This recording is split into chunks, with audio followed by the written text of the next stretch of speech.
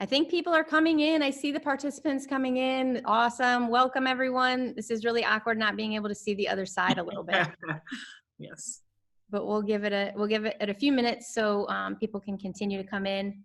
Coach Mo, you can probably come off of mute as well, so I'm not just talking myself. All right.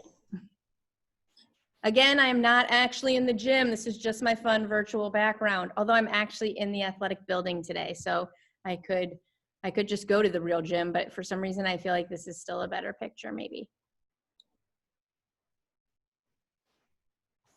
I'm actually in Oberlin's athletic.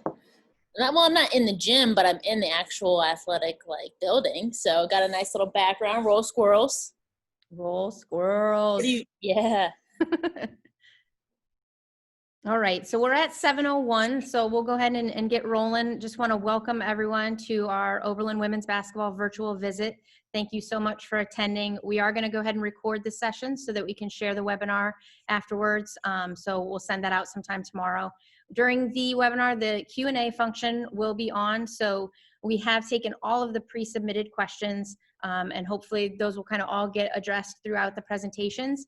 But if you have any follow-up questions, please feel free to use that Q&A, submit those, and we'll try to get those answered at the end of each presenter and everything. So just to start off, I'm Stephanie Denmeyer, she, her, hers. I am the head women's basketball coach here at Oberlin and heading into my second year. I'm from Pemberville, Ohio originally, Northwest Ohio. So, you know, just been back to Ohio after spending 16 years as the head coach at Virginia Wesleyan, before that down in Virginia Beach. So excited to be back in the NCAC where I played, and just really, really excited to be a part of Oberlin College and all that it stands for. So turning it over to Coach Mo. Hello, everybody. I'm Coach Mo. So excited to be with you all today. I use she, her, hers. I'm originally from Bloomington, Indiana. Graduated from another school in Ohio. We won't talk about them. Oberlin's the best. But yeah, so I graduated from there in 2014 and spent some time in the corporate world for a little while and the basketball training world a little bit, but just missed college basketball and got back here with Coach Dunmeyer this past season, and really looking forward to the future. So thank you all for coming tonight. Hi, everyone. My name is Anna Richardson. I'm the only person that is not, directly connected to the basketball team, but, I am a cheerleader. I love coming to the games, but I work in admissions. I'm an admissions counselor here. I did graduate from Oberlin, so I graduated in 2018. In my time at Oberlin, I was a student athlete, so definitely really hyped to be here with you all today. I was a psychology, neuroscience major. I was able to become an All-American during my time as well, and so I did a lot of different things at Oberlin, so I'm really excited just to share with you all, and I hail from Eugene, Oregon. So. Awesome. Hi, everyone. Good to have you all here. My name is Anna Brandt, she, her, hers. I am also not directly affiliated with the basketball team, but like Anna, am a strong cheerleader for this crew here. I work in an office called the Center for Student Success at Oberlin, and I've worked at Oberlin for 6 years. I'm originally from Cleveland Heights, Ohio, currently live in Cleveland, so this is where I'm joining from today, from Cleveland. And for college, I actually went to another NCAC school, Denison, and I played lacrosse there. I know, but I promise I'm a strong Oberlin supporter now, but I know how great it can be to play a D3 sport in the NCAC, so happy to have you all here. Hi, I'm Leo. I'm a senior on the team. I'll be helping out with the coaching staff this year. I use they, them. I'm from Brooklyn, New York, and I'm majoring in comparative American studies with minors in history and rhetoric and composition. Hi, everyone. I'm Rowan. I'm a rising junior. My pronouns are she, her, her. I'm from Los Angeles, California, and majoring in psych and sociology. Hi, I'm Sammy. Does my sound a little bit better, potentially? Okay, good. I think I figured it out. But I'm Sammy. I use she, her, hers. I am from Los Angeles as well. And I am a rising junior and a psych major. Let's throw it back to Jay right now. Okay. Hey, everyone. I'm Jay Cunningham. I'm an upcoming junior. I'm from Chicago, Illinois, and I'm an economics major with a minor in Africana Studies. Yeah. Hi, I'm Mia. I use she, hers. I'm from the Bay Area in California, and I'm majoring in psychology and law and society with minors in sociology and statistical modeling. Hi, I'm Maggie. I'm going to be a first year at Oberlin this year. I'm from Cherry-Hill, New Jersey, which is about 15 minutes outside of Philadelphia. I'm undecided at a major, but probably going to major in gender and feminist studies with a minor in Spanish. All right, thank you so much to all of our panelists for joining us. And again, to all of our attendees, we're going to turn it over to Anna. So everybody else can turn your cameras off, mute yourselves. We're good to go.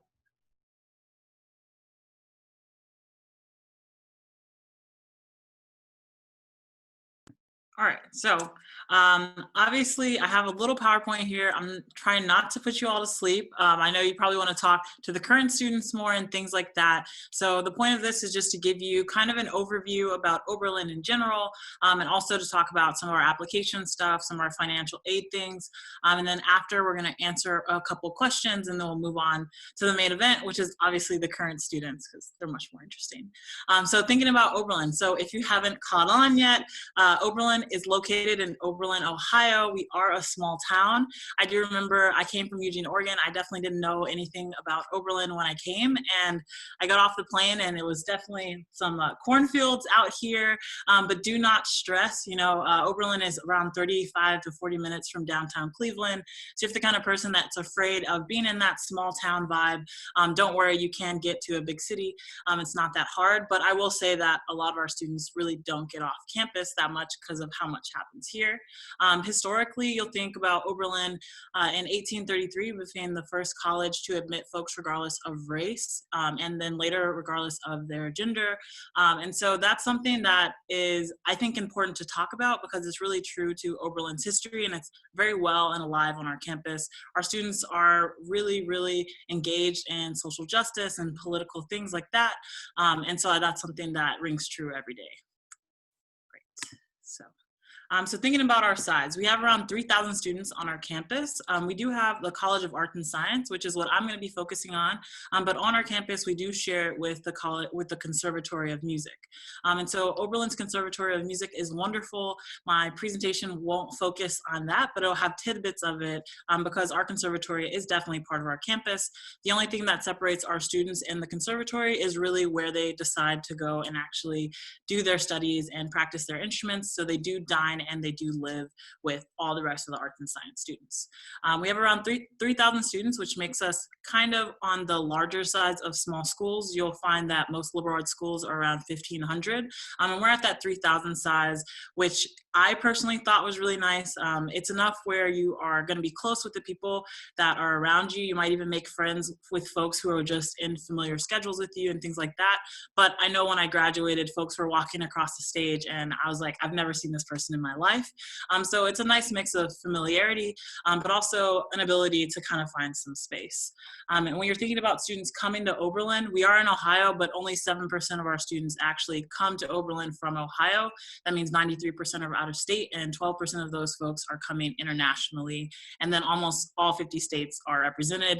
You might have heard on our panel today, this really West Coast heavy, and that's not unusual, but we do have folks from the East a lot as well, and Chicago, but again, almost every state. So the kind of interactions and the people that you get to know and make these lifelong connections with are really unique and different, and everyone's bringing a different perspective here.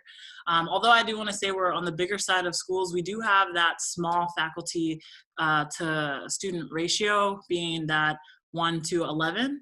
And so our class sizes, around 80% of our classes do have less than 20 people in them. So you're getting a bigger fill, but you're not having to give up that closeness and that individuality that you get in your classes. So thinking about the residential experience at Oberlin, we are a school that requires you to be on campus all 4 years. That's something that is intentional. We do believe that your college experience should be a living and learning experience. And we do embody that also with the different options of dorms. So I say you're on campus all 4 years. It doesn't mean you have to be in like an open double like what you see here all 4 years. There are different options. You can go traditional housing. Me personally, I was not super into like having a lot of freshmen around all the time, so I decided not to do a freshman dorm. I just did traditional housing, and so I had a divided double, which means there's a door, you have a room, another door to your roommate's room. But then, so there's those options, and outside of that, you can, by the time you're junior and senior year, you can apply to live in Village, which are more apartment style, house style living as well. So you're not just stuck in this like traditional idea of a dorm. And then outside of that, you got to think about all of our program housing. So we have identity-based program, interest-based program, language-based program housing. And a lot of these things have connections with our actual academic departments. So Africana House is a really great example of that. It is a program house that has a live-in faculty member of the Africana Studies, and lots of the programming and cooking and things that go on have to do with those studies and really living and learning in your education as you go forward. Athletics and things at Oberlin. Obviously, we're a D3 institution. We have around 21 varsity athletics here at Oberlin. You will see some people, I think we have some basketball folks. We should have some basketball folks on here. They have won conference championships and are wonderful. But outside of just D3 athletics, we do have a lot of things happening in our gym. It is newly renovated. Lots and lots of money has gone into it. It's beautiful, has a very new cardio space, some new multi-purpose rooms and TRX bands rooms and things like that. So you're never going to have this shortage of equipment or need for anything really. Our turf field is very new as well, and so is our stadium, and locker rooms are really, they're really up there, really nice and clean and new as well. When you're thinking about our wellness center, we do have these things called YoFit classes. I think that, I'm sure some of the folks on our panel have probably been in a YoFit class. I have gone to them. What it is community members, but also coaches and staff like that. They put on these classes on a schedule, and they're open to anyone who is part of the Oberlin College gym system. So any student, any faculty, any staff. They have things like cycling classes, yoga, etc. But it's a really cool opportunity where I might find a student athlete in there with me who's a staff member and like a faculty member. But this kind of personifies that relationship that we have within our community. It's not just like college students. We bring in our community members that are just from the town, but also our faculty members are wanting to make those personal connections as well. So obviously we do have a world-renowned conservatory on our campus. And what that means for our students who are not actually in the conservatory is you have lots of ways to get involved. Whether it be a cappella groups, we have over 10 different a cappella groups on campus. If you're into ensembles, we have over 10 different ensembles that you can audition for. But if you're the kind of person who wants to just learn an instrument or keep doing an instrument, you can actually get private lessons in the conservatory based off of skill. If you're at a certain level, you can take it for credit. And so there's lots of opportunities. If music's something that's important to you, you can do it in the orchestra style as well. But Oberlin's going to keep that alive for you. And you're also just going to be able to take in some really, really amazing musicians and open up your mind and your brain to different types of music, because all of these different things are happening on our campus. So the classroom, like I said, 80% of our classes do have less than 20 people in them. And what that means is you're getting a really close relationship with your professors. And I know that people say this all the time, but we really exemplify this with our freshman seminar program. And what this is basically professors apply into this program to teach first years in a seminar style. It's capped at 14 people, and that person becomes your actual advisor, and they work with you just to get your basics of writing so that you're going to succeed for the rest of college. I definitely thought I was a wonderful writer in high school. I would, last minute write up that essay and then turn it in and get that BS like, oh, I didn't edit it, I got an A-. But in college, that doesn't really cut it. My first essay, I got a B-, and I was really freaking out about it. My professor reached out to me and said, hey, come meet with me. I know some concrete things that can help your writing. And that's the kind of extra attention and care that you do get in these small situations, especially with freshman seminars, because the professors are having to elect to actually teach these, and they want you to succeed. And so that's something that Oberlin really pushes, is that want to succeed, to bring you up to the next level in any way that you are really looking to do. So research, we are only an undergraduate institution, no graduate students, but we do have around $5 million that comes from the National Science Foundation to conduct research on campus. And then that can look really different. It can be in the humanities, it can be in the social sciences, but it can also be in obviously your traditional hard sciences. But put your cap on to think a little bit bigger than that. You can do research at Oberlin for credit.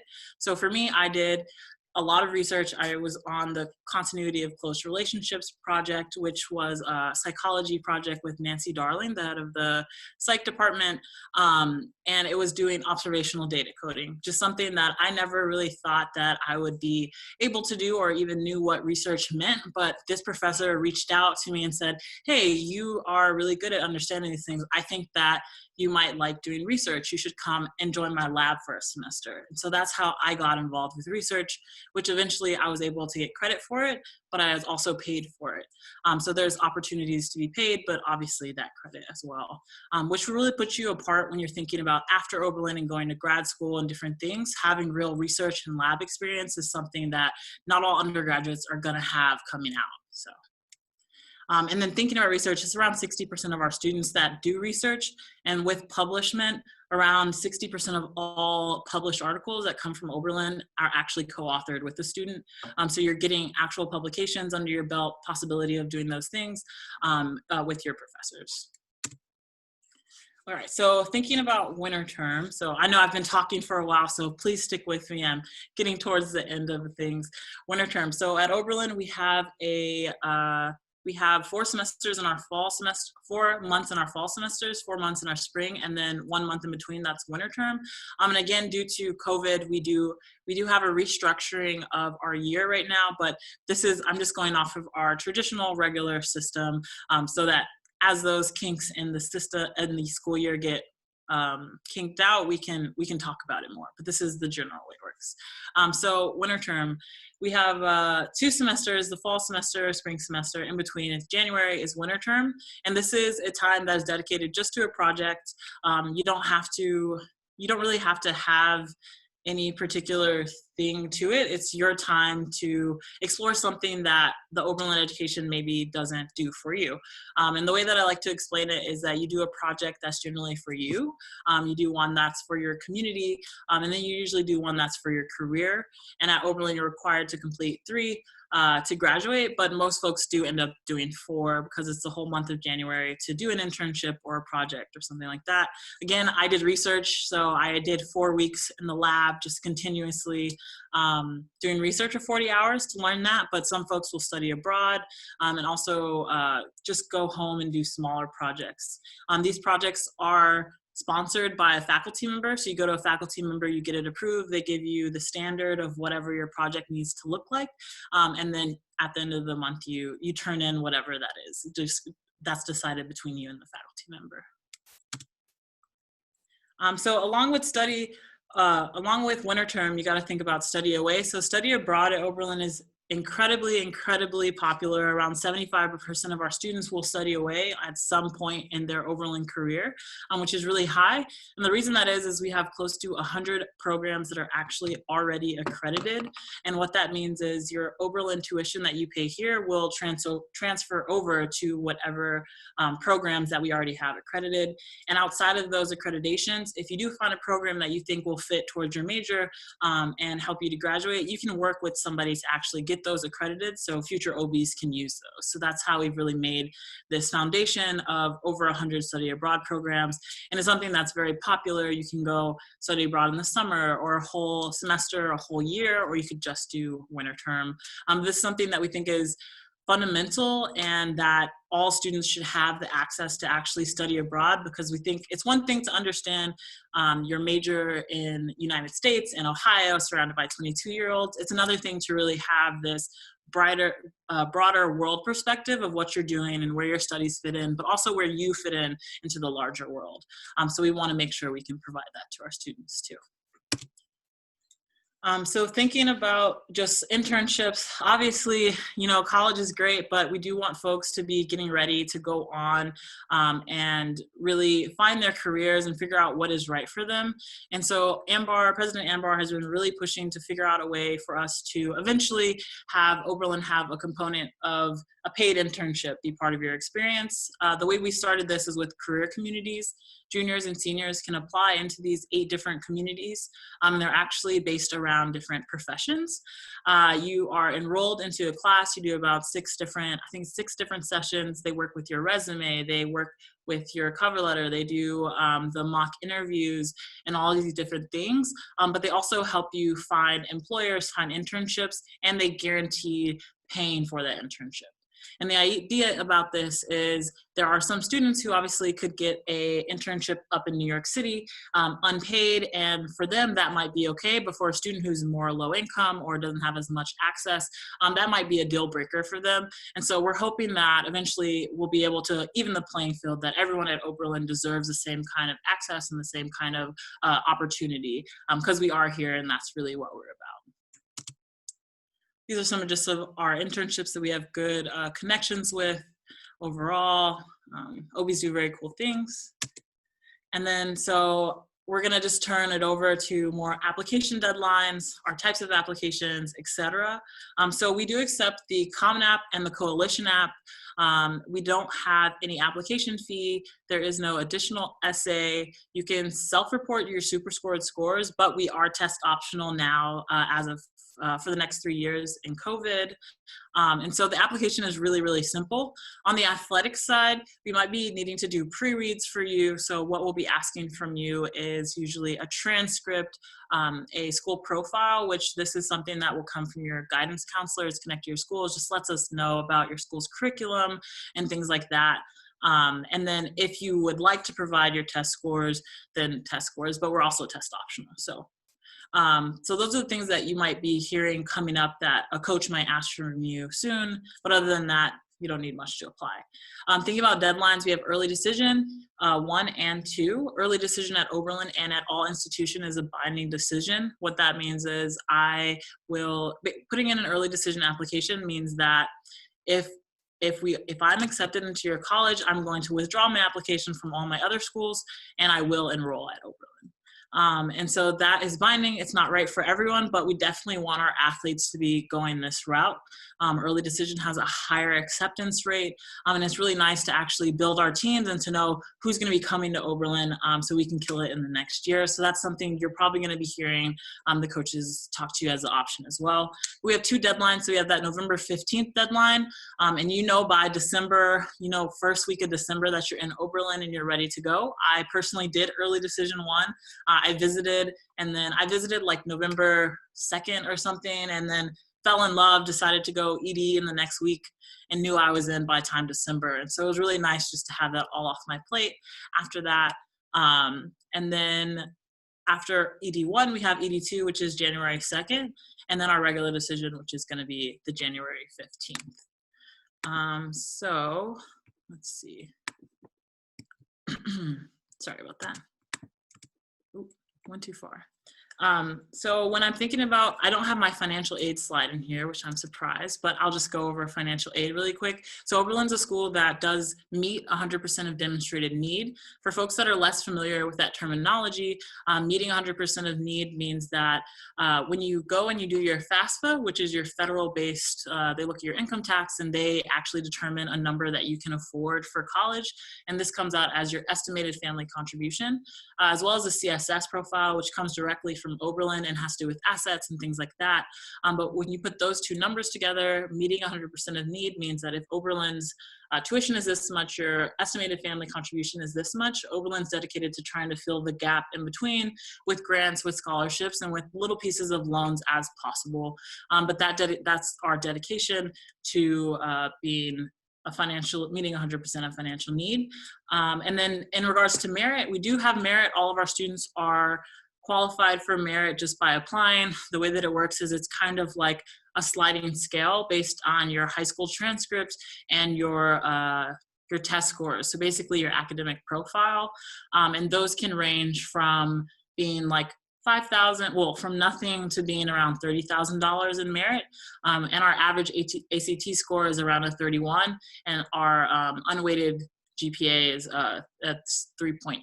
So that would be like your middle range merit packet at Oberlin.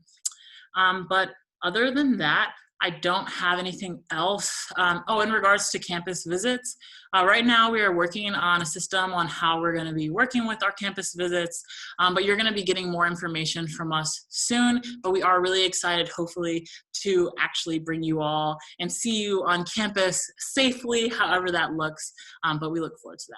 So I'm going to hand it back over to Stephanie, and if we have any questions that I can answer live, I would love to do that too. So I think we just had the one question come in.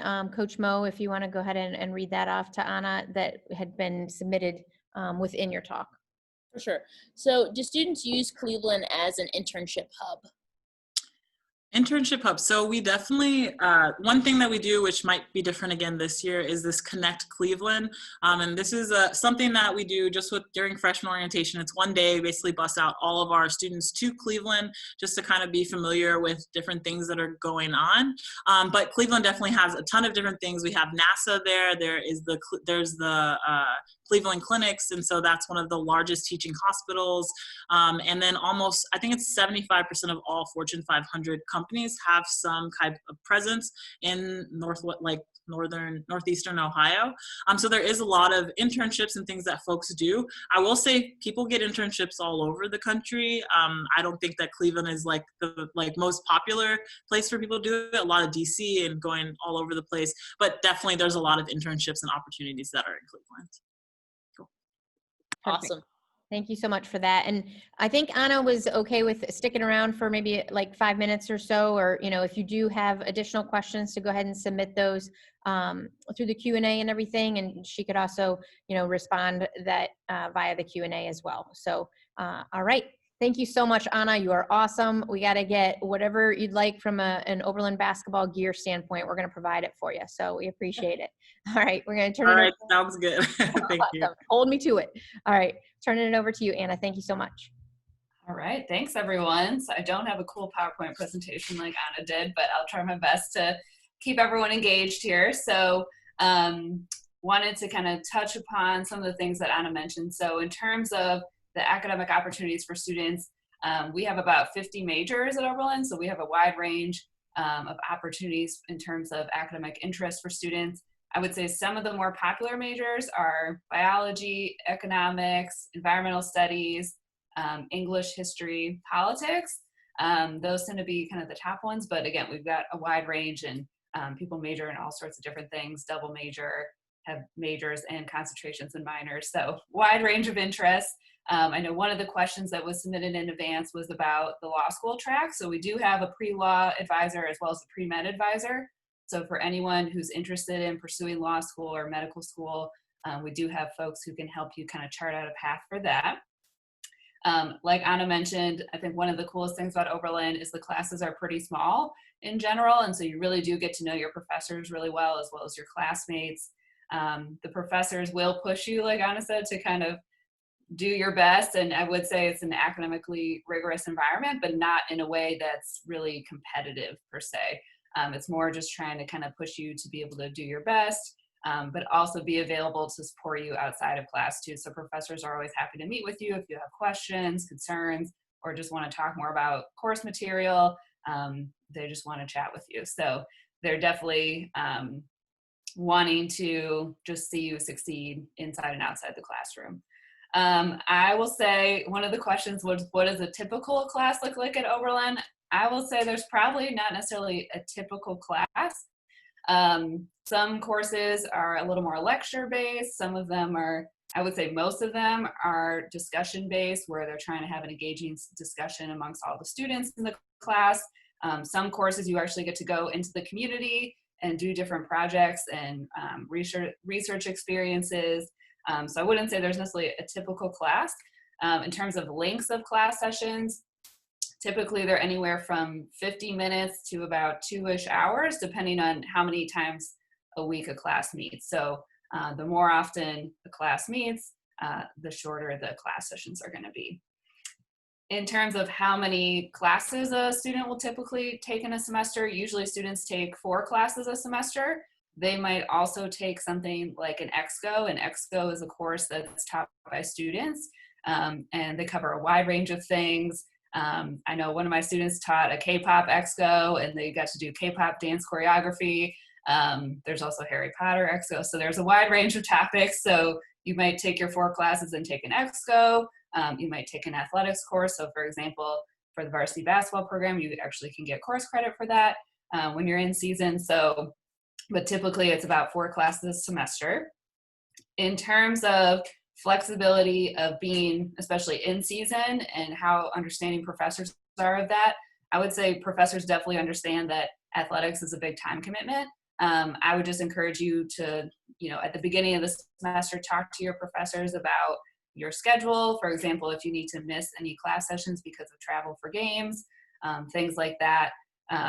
But in general, they're definitely understanding that it's a big time commitment. And on the flip side, I would say coaches are definitely understanding that students come to Oberlin because they're passionate about academics and academic opportunities. And so they know that that also is a big time commitment and are understanding of that and want you to be able to prioritize academics while also being able to give your best to your athletic pursuits as well.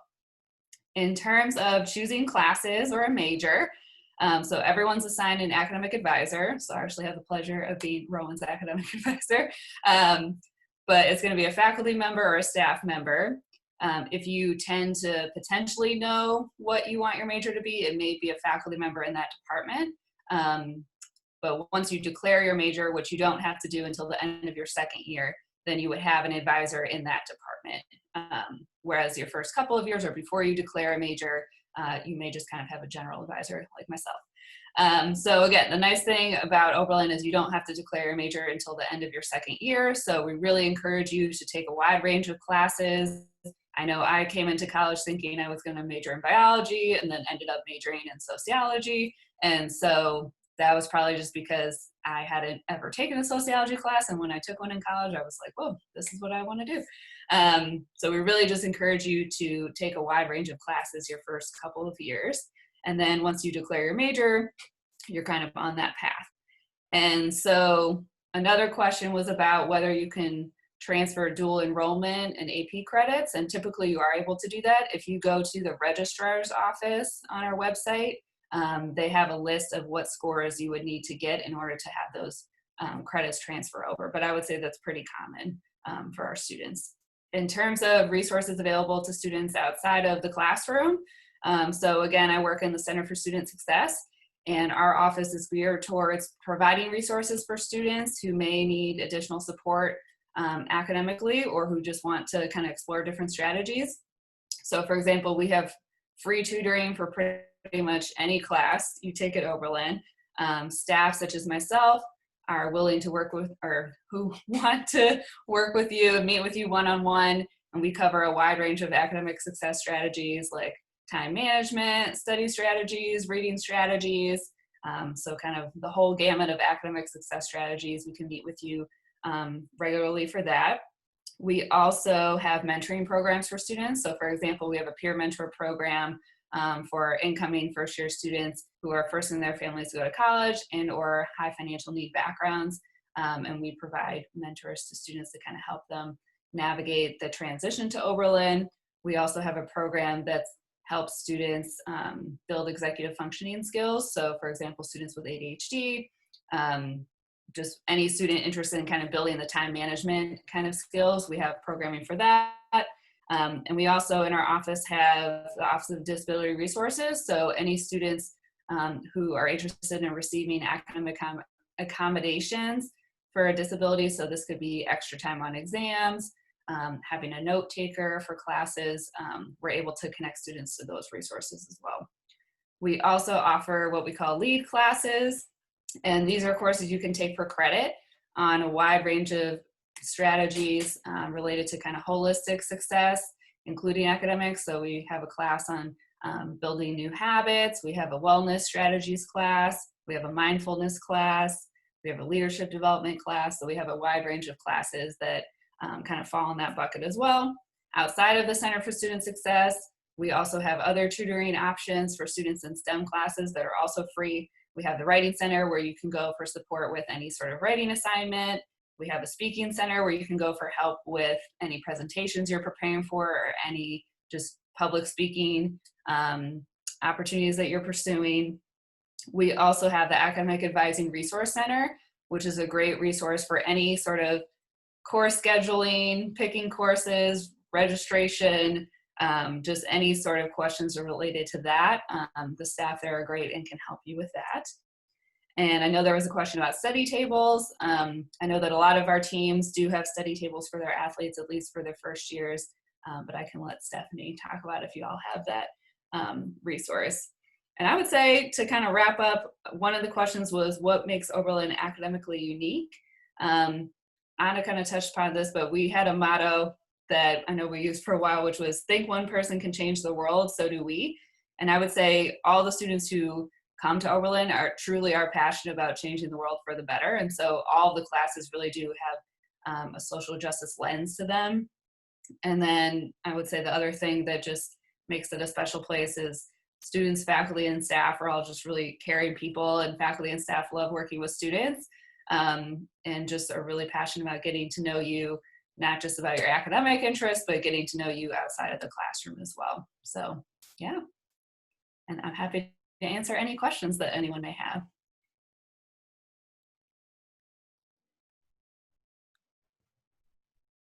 Perfect. Thank you so much, Anna. Again, we'll get your sizes to Oberlin gear coming your way. Absolutely awesome. So much great information. I didn't see any questions come in, so maybe if you're willing to hang out for just a couple minutes, if anybody does have any, please go ahead and submit them via the Q&A function and everything. But thank you so much, Anna. We appreciate it. Let's see here. Just to speak to the part about the study table, we did not have one for our team this past year. However, I think that's definitely going to be a year-to-year thing.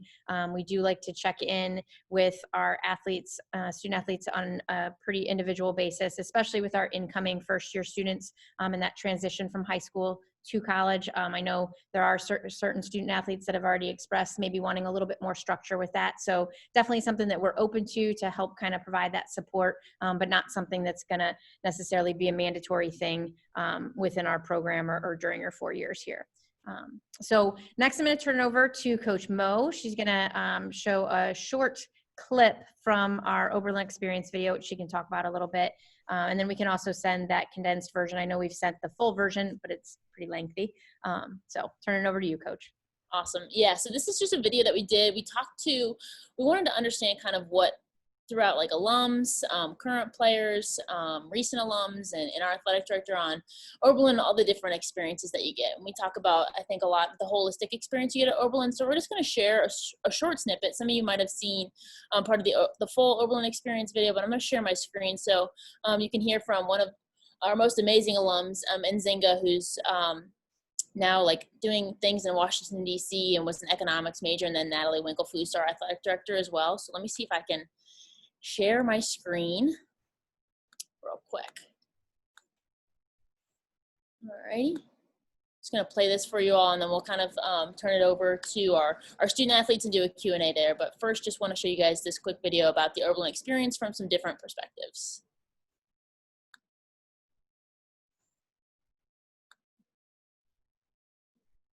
But ultimately, I really have to say that I must attribute my mom to the decision to come to Oberlin College. She knew the value of a liberal arts education, and she informed me about Oberlin's reputation as a leading education institution. So that's probably the main reason why I ultimately came to Oberlin, is because of the information and the encouragement that I got from my mom. But also, I think, I had the opportunity to play basketball and run track, and so I think putting it all together, being at a great educational institution as well as still being able to play sports, was probably the main reason why I decided to come to Oberlin.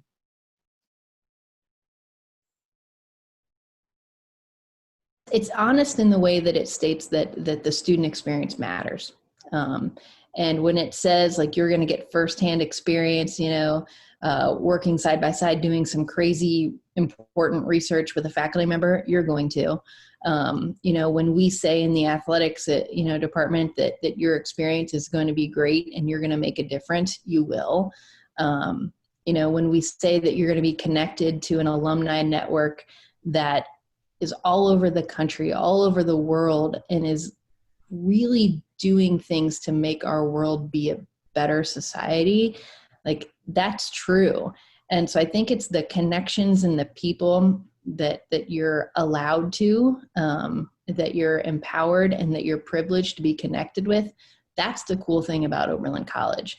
There's resources in people that is so much different. It's so different than other institutions. And I would just say the encouragement to be creative and think outside the box, like it's a very authentic approach to being bold. And that's what you're challenged to be at Oberlin is to be bold and be powerful and change the world.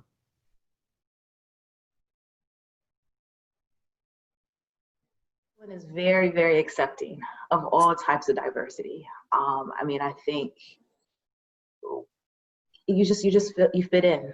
I think whether it's I honestly don't really know how to describe Oberlin, but there's a community for everyone, and all the communities to some degree overlap, right? So it's a very, very accepting space. It's a safe space. You make friends for life.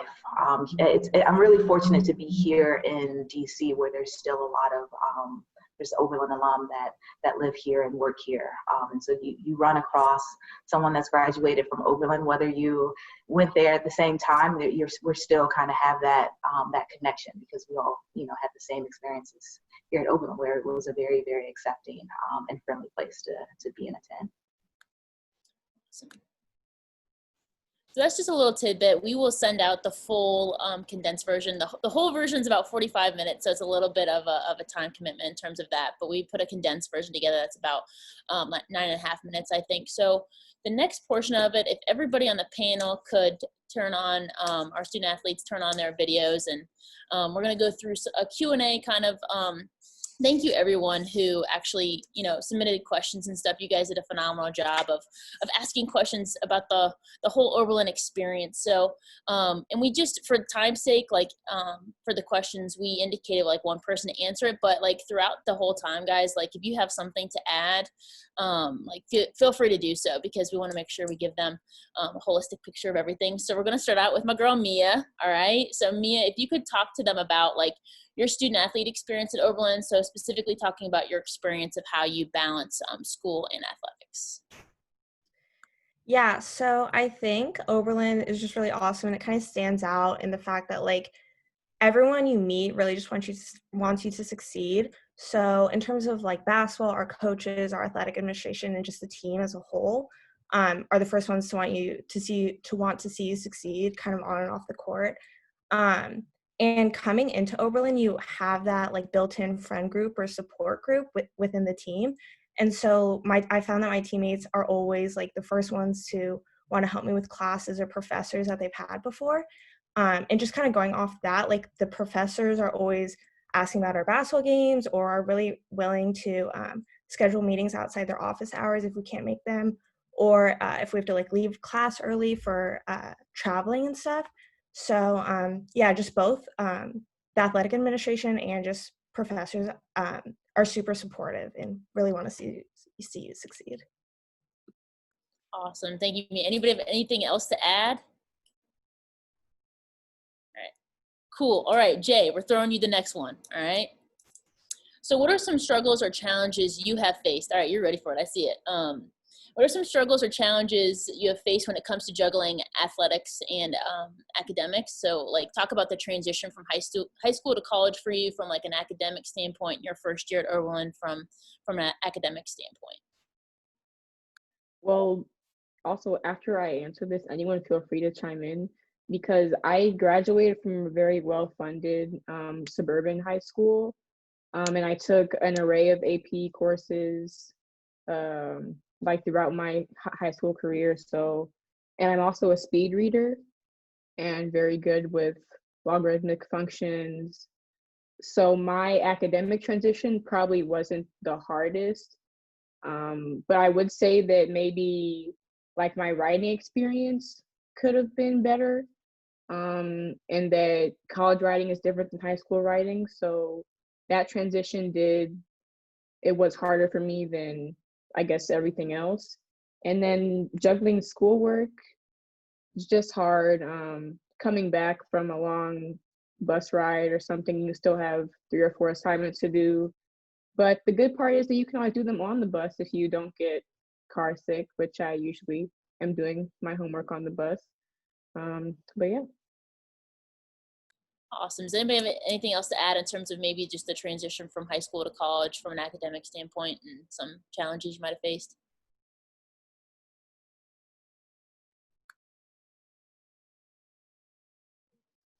Okay, cool. We'll move to the next one. So this is for everybody, so feel free to chime in. I know it's hard on Zoom being like, can I talk? Can I not talk? Do I talk over somebody? But feel free to just jump in. So like for everybody, if you could just talk about why you chose Oberlin. And so like what made it stand out for you throughout the recruiting process, and like maybe some of your favorite things about Oberlin in your time so far.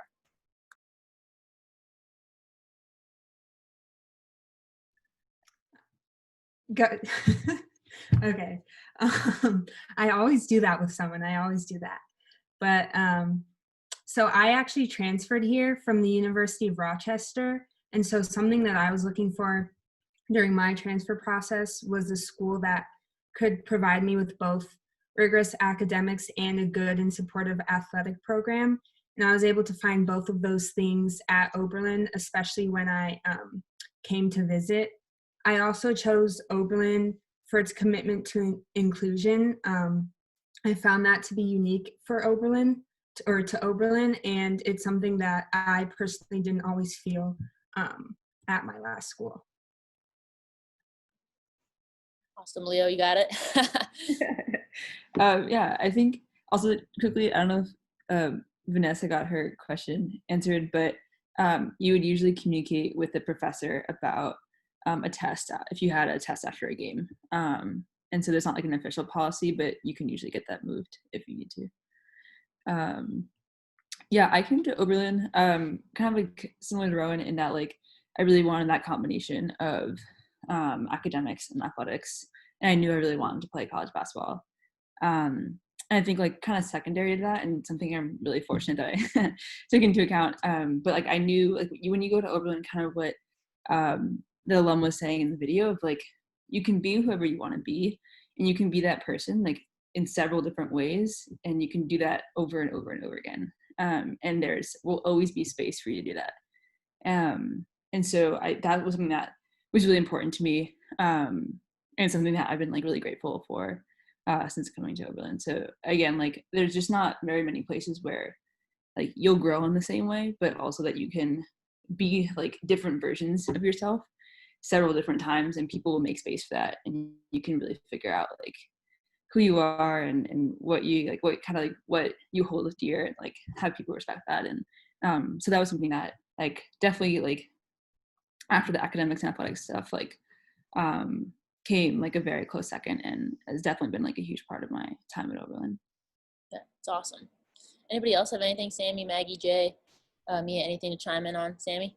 I think just, the same thing that everyone else has been saying, like the balance between rigorous academics and also athletics. And I think for me, like a moment that I really knew that Oberlin was for me was when I visited campus, and just like the different people that you like are encountering are just like so accepting and so welcoming. And I know like, especially with the team, everyone was like, very accepting and just kind of treated me like family already, and just kind of like welcomed me with open arms. And I never felt like nervous or like awkward like I did at some of the other schools. So it was just a really cool feeling.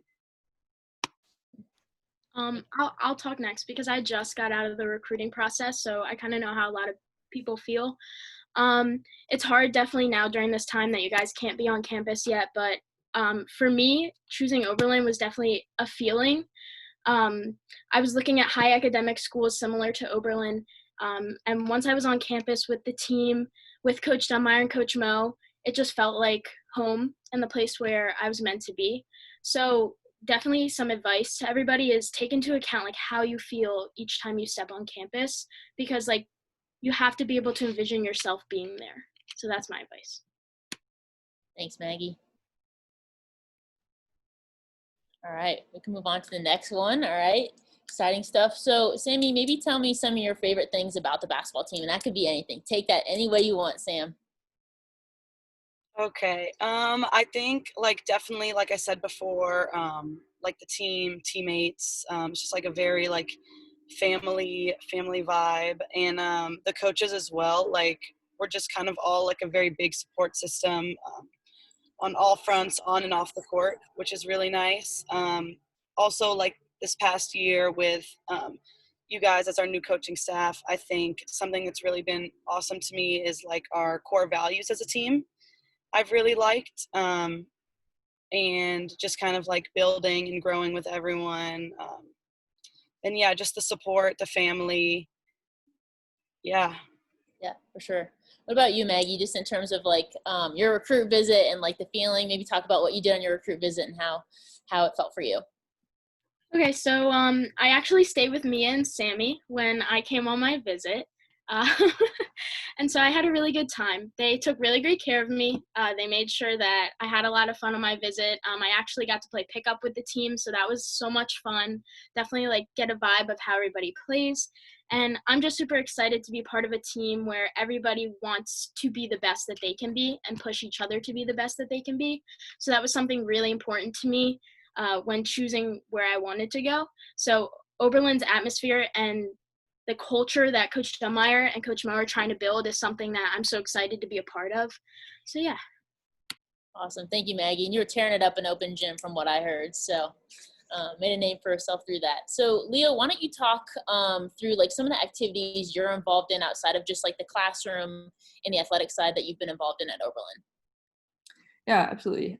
So I, the past few years have been involved with the PAL program, which is the Peer Advising Leadership Program, and which quickly is a program where you get paired with a PAL who leads a group, and they basically like help you with your transition through your first semester at Oberlin. And so not only will you have the team, but you'll also have someone outside and a group outside that you'll do your first year seminar with and the PAL group with. And so it'll just help you like branch out and meet like a whole bunch of different people at Oberlin. I'm also been a prison trainer for the past 2 years. So since for preventing and responding to sexual misconduct. So we do consent trainings once a semester for the first years, and then do a bunch of optional trainings outside of that. We also partner with other colleges to help build their consent programs, because Oberlin has one of the only student-run organizations in the country, and by far the most developed and supported program, which I think is really cool. So we get to work with a bunch of different colleges, and are now, I think, I'm working with the state of Ohio to build like a podcast about consent, which is really cool. And then I've been a writing associate for the past year. So I think Anna mentioned that a little bit in the student success part of things, but I help people in the Writing Center. I've also a course WA right now over the summer, and will be one for a class about daily life in European dictatorships, which sounds so cool.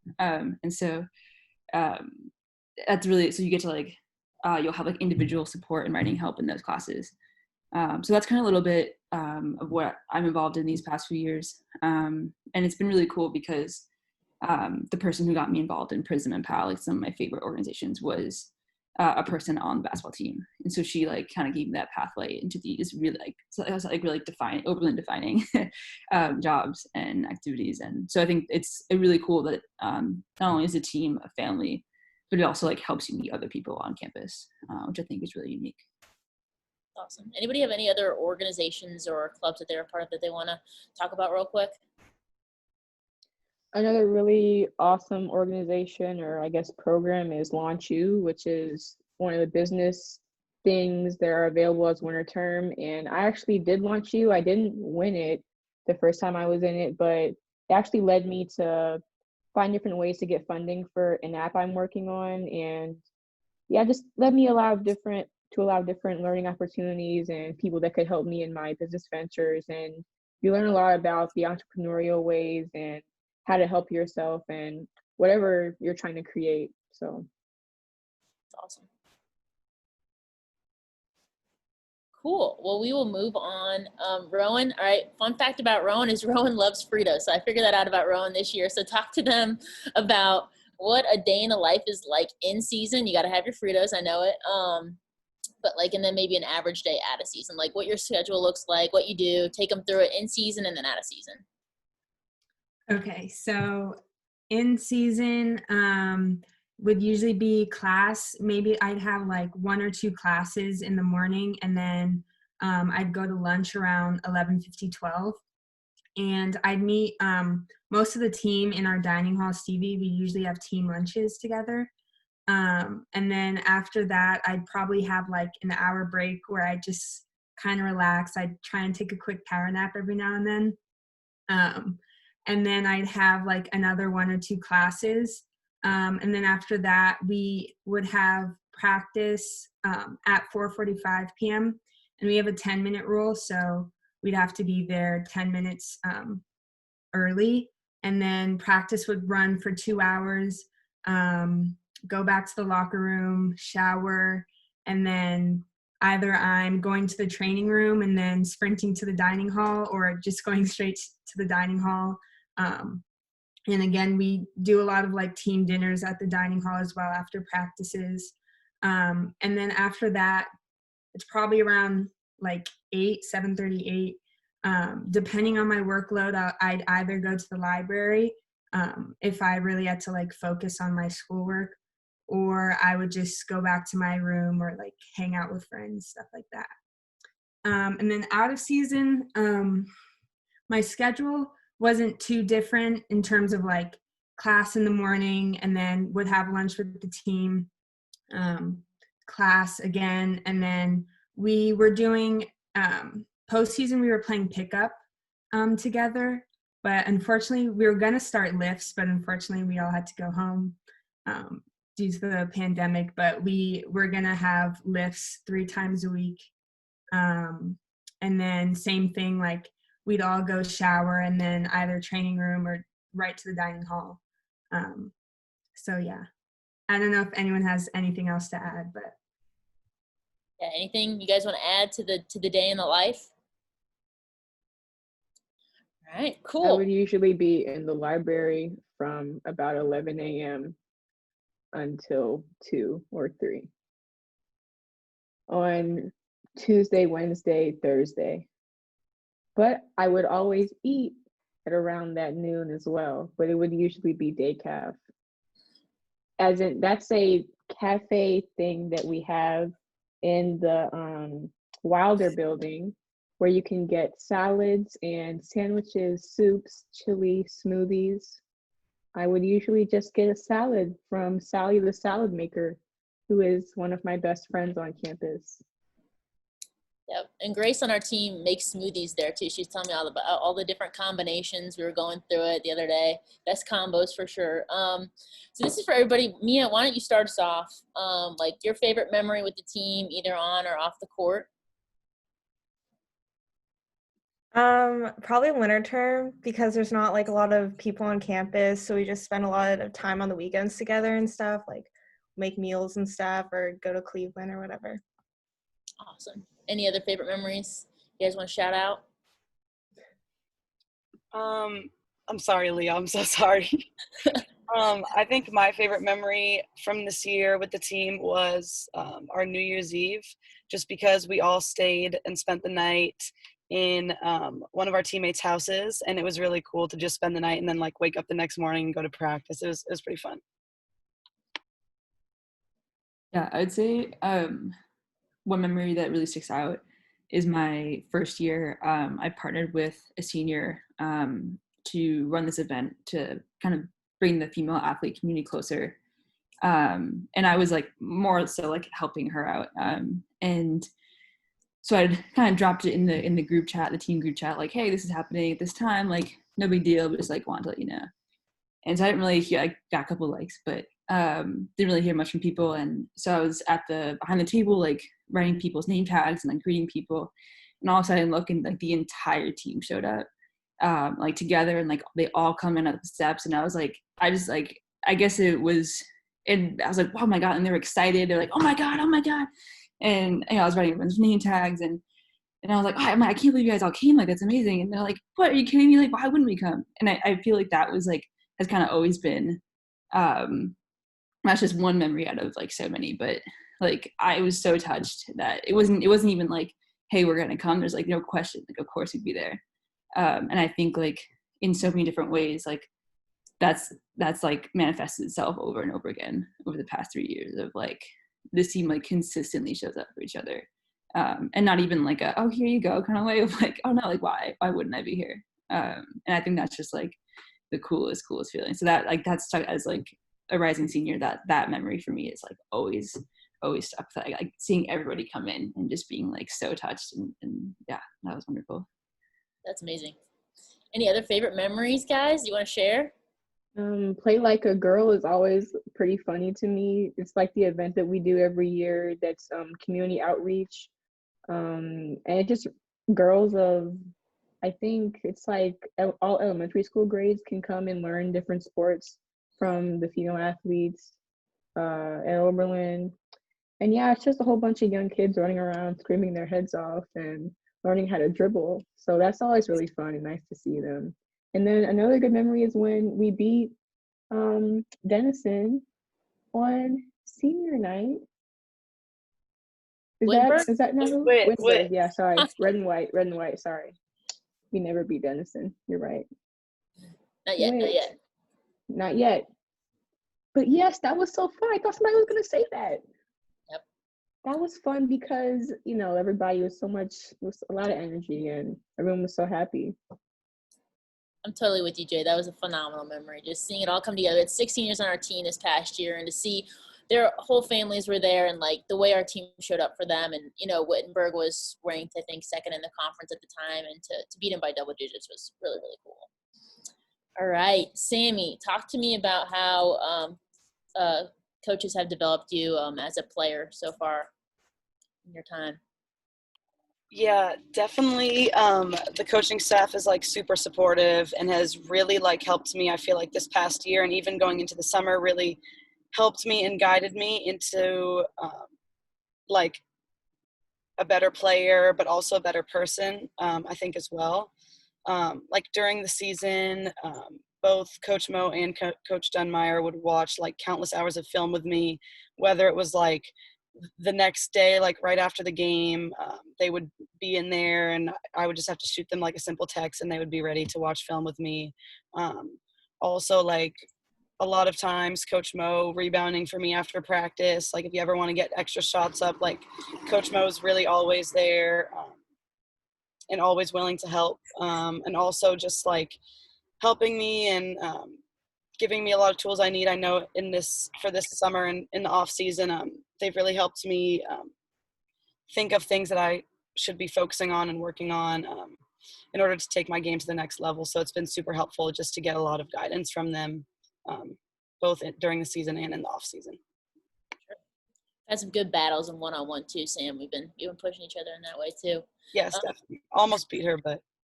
Yeah, you had to slide that in there, didn't you? You had to slide it in there. Okay, any other ones about development and stuff like that from us? I would say that agreeing with everything that Sammy said, but also I think what's great personally for me, the coach further developed the mental aspect of the game for me, and that just comes from like during season, we get scouting reports, very detailed, shout out. Thanks, Rob. Reports. And they'd help us really like study sorry, can you guys hear me? It just said it's cutting in and out a little bit. So maybe just backtrack like a couple. Okay. Yeah, so they helped me further like develop the mental aspect of the game for me. We get detailed scouting reports. And we had one for every team. Sometimes we'd have little quiz I think those were good because it just helped all of us and me personally really lock down on the team and like the different strengths of every player on the opposing teams. And then as Sammy was saying as well, like the film, we'd have team film, but then also the coaches were always film with players individually. They were always like open to doing it. So yeah. Thanks, Ro.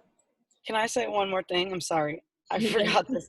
Also, I think like not even individually as a player, but I think in developing our team as a whole, our coaching staff has put like a very strong emphasis on like connection and the bond that we have, and just a lot of like team bonding activities or like fun little things that kind of also like when basketball's too much at the moment, like can help you like realize like what you're playing for and like have like fun little things that we do. So I think that they've really helped us connect more and bond and come together. For sure. Coach Dummer and I split the team. We went to an escape room. I can't even remember what time that was, guys, but like split the team into two.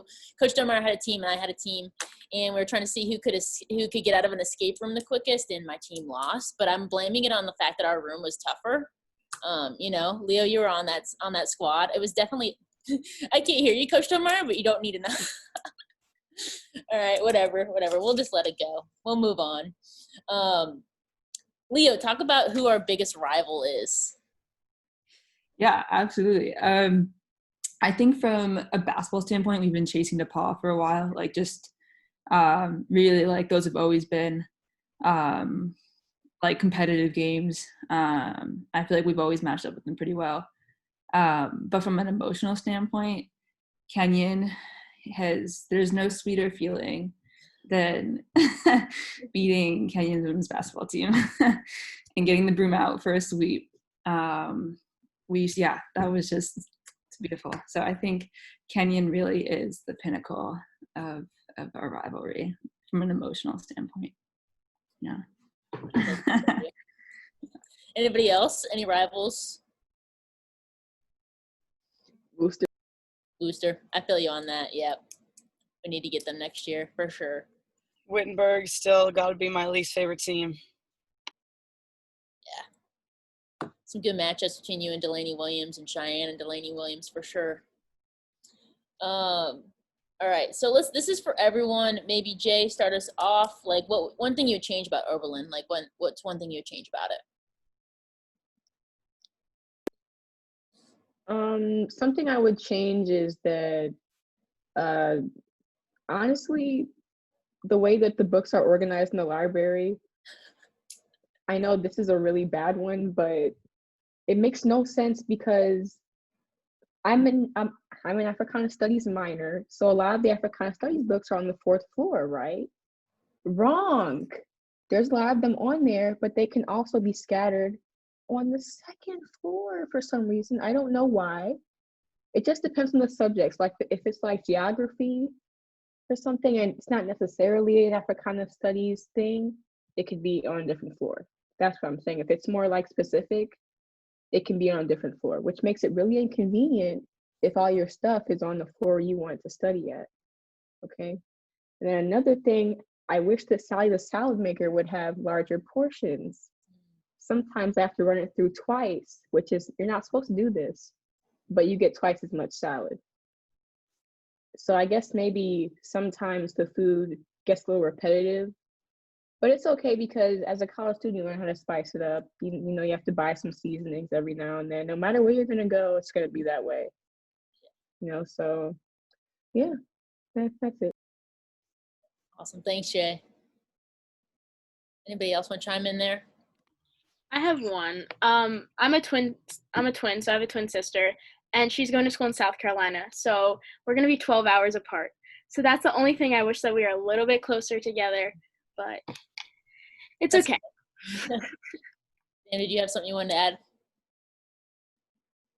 I think probably the snow. That's the only thing. I feel that. All right, let's move on. Mia, talk about, like, would you say you're supported by your peers? Like, do other teams or your friends come to our games? Yeah, I think, and especially the student athlete community, just as a whole, is super supportive. Like they always come to our games or like chirp at the other teams or whatever. So yeah. Awesome. Yeah. Anybody else have anything to add? A lot of my professors show up, oddly enough, too, because you would think those kind of people don't have the time to, actually care about their students. But at Oberlin, it's different because of the smaller class size. So a lot of my professors come and they'll be like, "Oh, I saw you praying," and also the community church, Oberlin's first church. A lot of the elders support both teams, the men's and women's teams. So it's really nice to see the community outreach there and like the familial atmosphere. Definitely. Awesome. Cool. Well, let's see. Like, Rowan, talk to them about when you aren't playing basketball, what are some things you guys do together as a team? So I'd say that we're definitely a team that likes to eat. So we'd go out to town together and get food at one of the restaurants. And also, fortunately, 3 of our seniors lived in a house together. So they'd invite the entire team over to hang out. And we'd play different games. We'd cook breakfast for each other. Got to learn that some of my teammates are chefs. We even did a cook to breakfast for dinner one time. That was a lot of fun. But in general, we just do a lot of different activities together. I think, we're all friends, so hanging out with the team just felt like you're hanging out with one of your best friends at their houses. And, we didn't necessarily care what we were doing. We just enjoyed each other's company. So Awesome. Cool. Anybody have anything to add on that? Rowan, didn't you guys have like a Nerf war one time? I don't know why this is like coming to me. Oh yeah, me and 2 of the seniors, Cheyenne, Allie, and Nicole. I think it was New Year's Eve. And I don't know where the Nerf guns came from, but we just pulled them out, and it was just the 3 of us running around the house, and everyone else what is going on? But yeah. How did you determine who won? I'm curious about this. Like, how do you win a Nerf battle? I don't know. I don't think we were really keeping track, honestly. I'm not even sure I think our aim was terrible. I don't really think we even hit each other with the bullets. Awesome. Okay, let's talk about Cleveland. Does the team or anybody take advantage of Cleveland? Anybody chime in here in terms of that? Yeah, I think I will say the one thing it's contingent upon is probably having access to a car. So the college is working on a shuttle service, which I think they've kind of put up a pilot program this year. But it is really helpful to have access to a car. And there's some different rental programs and share a car. And usually there's one person on the team that has access to a car. But yeah, I think once I was able to do that, definitely over winter term specifically, but I try at least once a month to get into Cleveland. And they have some really good restaurants and some really cool, and coming from New York City, I definitely had kind of a pretentious attitude about Cleveland, but it changed my mind. It changed my mind very quickly. And so it had I really loved the Cleveland Art Museum. There's a West Side Market, which is just a huge food market. We can get a bunch of really cool local produce and stuff like that. And they have a board game cafe, some really cool bookstores. So yeah, I think what's really nice is you can kind of chip away because it's usually a full day trip. And so you can kind of pick away at the really cool aspects of Cleveland. Awesome. I think also there's a lot of opportunities to go to sporting events in Cleveland too. I know the school does a lot of stuff with Browns games and Cavs games and getting buses and taking people out there. I know we went to a couple of Cavs games last year, so it was pretty fun. It was cool. Yeah, hopefully we can get their records up a little bit, and win some more games up there in Cleveland. Browns, I don't know. We'll see. I know Anna talked about this, but Jay, maybe talk to them about your housing experiences over the 3 years. I know that Anna talked about on-campus type of options, but maybe talk them through what you've done the past 2 or 3 years. So my freshman year, I lived in the Africana house. A house for short. It's one of the housing communities, and it's basically geared towards minorities, African American people. And you have to write an essay to get in and apply and tell them why you should have this housing. And there's also a dining hall in that housing as well, where they have more cultural food options. They have like African food night where it's African cuisine. And every Sunday there's soul food. So like fried chicken, mac and cheese, collard greens, sweet potatoes. And I lived there. I really enjoyed it. My only complaint was that it was about 0.8 miles away from the gym, which, I mean, it's not that much, but when you're lazy and you are walking that multiple times a day, it feels like a lot. It's really not that bad. I actually want to live in it this upcoming year if, when we get back on campus. Yeah, for sure. And then I lived in North, which is a housing which is right across from the gym this year. Very close. You can walk everywhere, basically. I was steps away from the gym, like 1, 2, when you're outside and you're at the gym. So yeah, there's pros and cons to every place. One big pro of A House was that you could go eat dinner in your pajamas and then go lay back down. So yeah. True. Awesome. Anybody have any other comments on the housing stuff? Yeah, I think what's really nice is that team tends to like live in groups in certain housing. So you always have like a teammate's never too far away usually, and you usually live like at least in the same dorm as one other teammate. So for example, like 4 of us lived in the same hall in a dorm, and me and Marlon lived like steps away from each other, which is awesome. And to speak to the bathrooms, it's just about like more routine stuff. So for example, like I would always know like when Marlon was coming into the bathroom by her footsteps, and like vice versa. We made eye contact in the mirror several times. But I think, yeah, it definitely depends. You can go in times when it's not super busy. You can go in times like at 8:30 is usually pretty busy a.m. So like it's definitely shared though. I'm not gonna lie to you about that. It's very shared.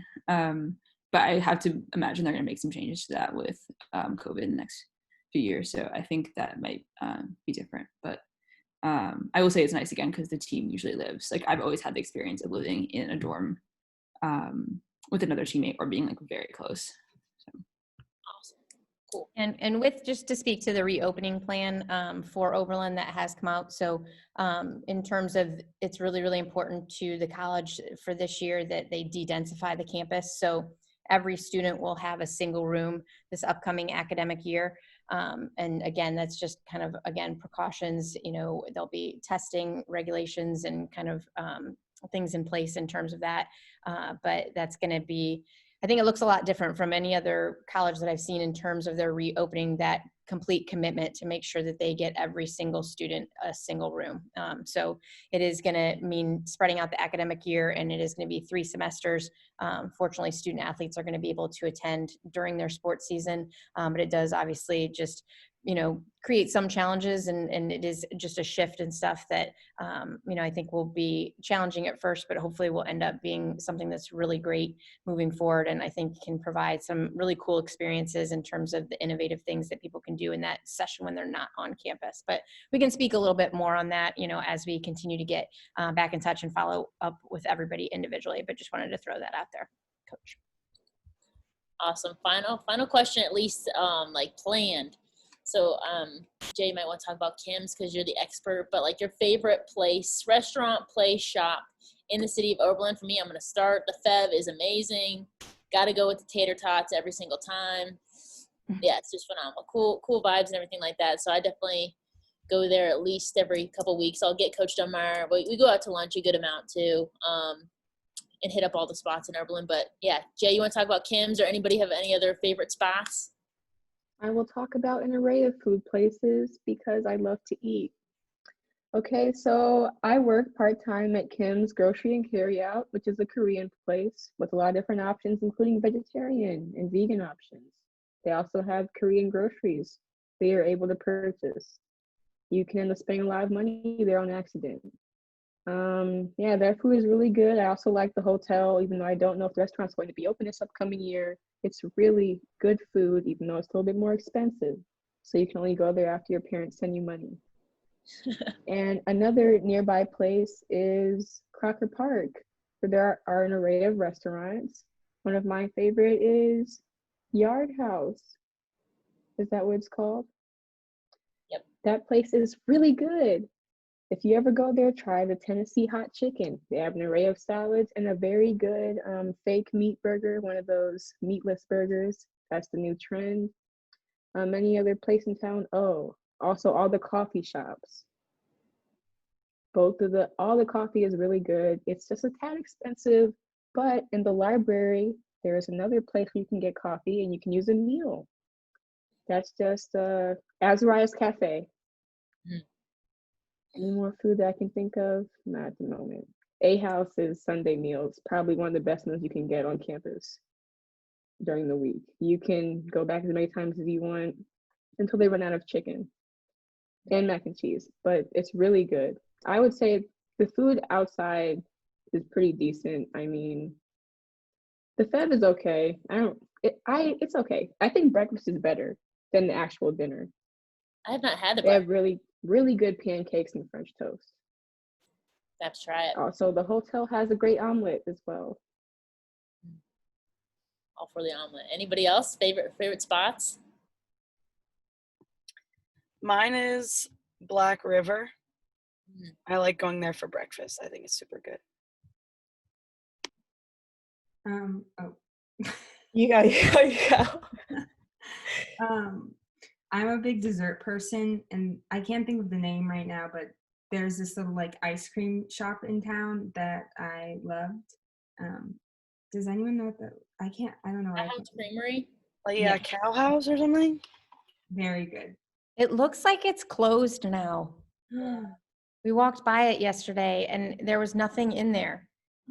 Like permanently, or was it seasonal? I mean, like there's nothing in there. Like all the things were like removed. So I don't know. I think this is one thing that we can yell at COVID-19 about. I don't know if that's what it was, but I don't know if it'll come back, if they'll, end up once soon, I don't know, but it looked like it had closed down. And sorry, not to be depressing. Well, Kim's Grocery and Carry Out has an array of ice cream options that you can take handheld. Perfect. But they're all foreign, but that's fine. Awesome. We did have a question come in about the coffee, which Jay spoke to. Slow Train Cafe, especially, that's the one I've been to, but our men's soccer coach actually owns it. So I always support Coach New in that. It's a really cool spot. But okay, anybody else throw out your favorites? Yeah, I think Mia had something to share. Just also with the desserts, Blue Rooster, a lot of good cakes and cupcakes and such. Also about the coffee, I'm not sure if it'll be open or not, but the local has really good like bagels and stuff. And they have a matcha latte, whereas Slow Train does not. So. What is that, Jay? A matcha latte? Matcha latte. It's just matcha and steamed milk. I don't drink cow's milk, so almond or soy. Gotcha. Awesome. Also, those are off campus, but they do have coffee on campus and like a coffee shop on campus where you can buy stuff as well in like a section off the library. Yeah, I also think there's some really cool places you can go, like besides, I think I wouldn't say a lot, but like a chunk of the restaurants and stuff are catered towards college students.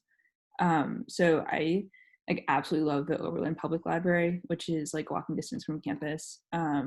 And it's a really good place to like interact with people from the town and just see like a different side of things. Ginkgo's as well is the art supply shop, and they have like really cute kittens in the back you can go in and pet.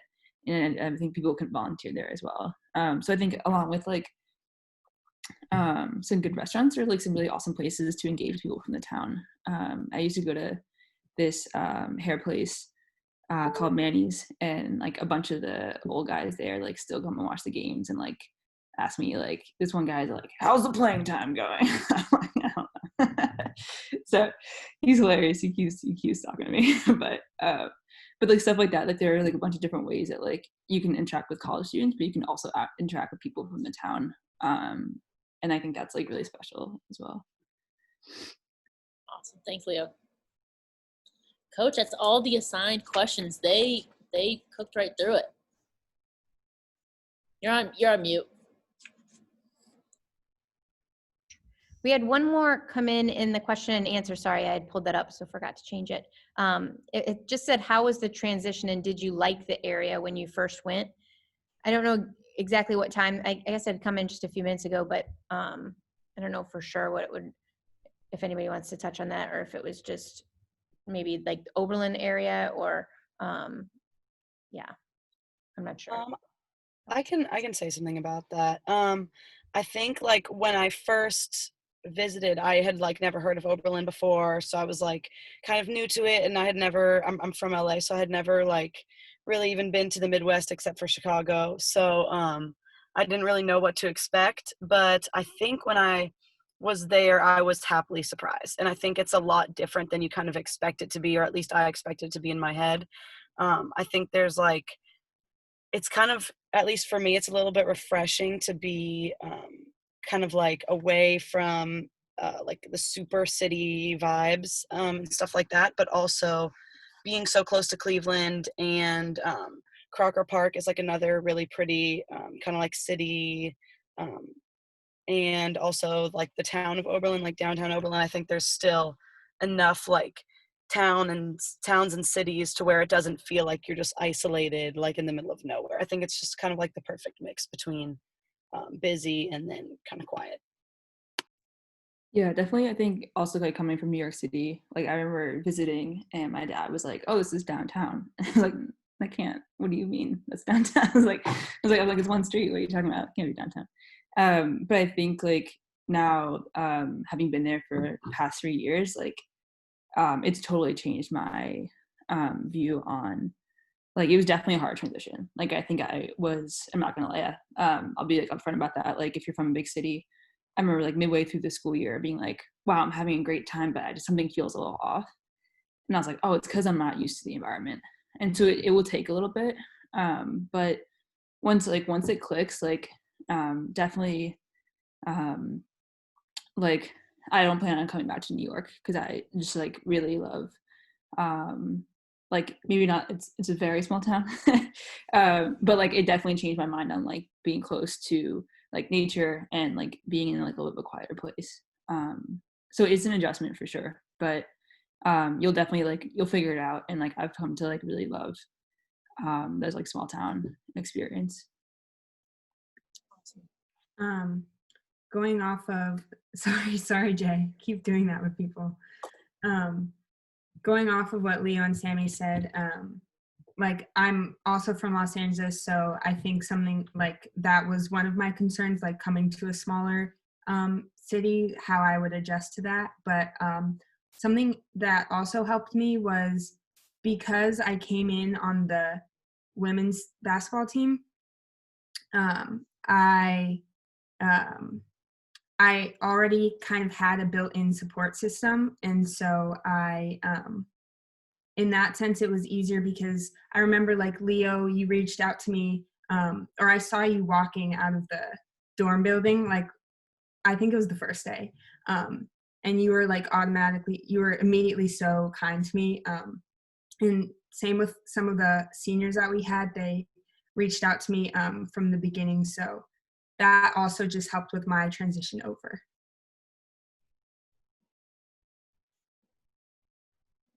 I was just gonna say a similar thing. Sorry, Mia. So I come from Chicago. I kind of grew up in the city and then moved out to go to a better high school. But one of my biggest problems was that it was too quiet at night and I couldn't really sleep. So I had to kind of mimic city noise and play like loud white noise. And I will say at first, I absolutely hated it. It was so quiet. Everyone is so nice and it's so quiet. And downtown is a strip of restaurants and coffee shops. And then there's a Walmart. But after I found my community and friends and had the basketball team to support me, I realized that this was probably the better place for me to be. There's not a lot of distractions. It's probably basketball, school, and coffee, honestly. So in order for you to really enjoy Oberlin, you have to not be holed up in your room studying. You should be in the library and the community halls or whatever with your friends studying, because you have to get out and find people that you have a community with in order to enjoy your college experience. Also, going off that, you really have everything you need in Oberlin. Like most of Oberlin's campus comes from like big cities or near big cities. So, but you have everything you need, and Cleveland's so close. So. Awesome. Awesome. Well, thank you so much, first of all, to all of our attendees for hanging in there. I know we went a little over, but I don't know about you, but I want to go to Oberlin now. So I'd like 4 more years of eligibility, and I want to join the team because you guys are just awesome. So thank you so much for everything you shared. Thank you, Anna. I know Anna had to jump off, but I hope it was an extremely helpful webinar for you. We did record it. So again, we will send it out to all the attendees as well. Next steps for us is, first of all, coaches will follow up individually with the questions that were submitted for coaches. We just knew timing wise that you would hear from us, that you've heard from us a lot, that we've talked your ear off a little bit, and you've had to Zoom with us probably individually. So we wanted to give you FaceTime with everybody else, but we will follow up and make sure we get back to you with those questions. And then also in the near future, we're hoping to set up hopefully some smaller student athlete panels where we could have some breakout rooms and have, interaction where you guys can kind of go back and forth and have those face-to-face conversations, although it will be virtually initially. But thank you to, again, all of our panelists, and thank you again for attending. I really appreciate it, and hope that we can get you on campus to see everything in person very soon. But as you could tell tonight, Oberlin is an amazing place with amazing people. So, all right, signing off. Thanks, everyone.